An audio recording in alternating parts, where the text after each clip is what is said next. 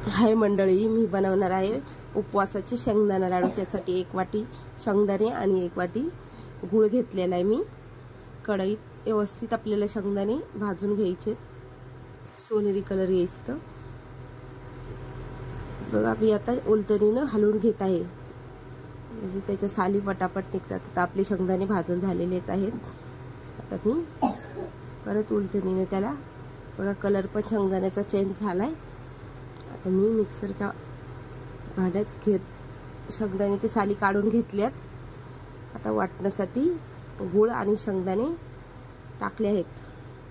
तर आपल्याला हे मीडियम असा आकाराचं वाटून घ्यायचंय, ही लाडू छान तयार होतोय।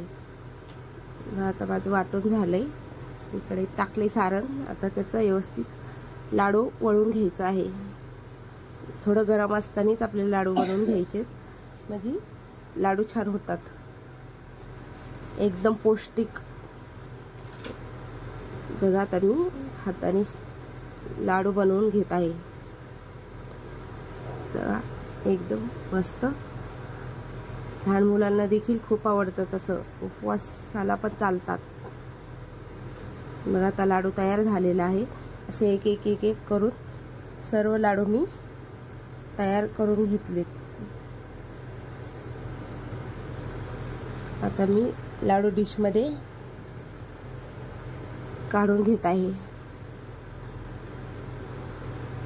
आपले लाडू तयार, उपवासाचे शेंगदाणा लाडू तयार झालेले आहेत। व्हिडिओ आवडला असेल तर लाईक, शेअर, सबस्क्राईब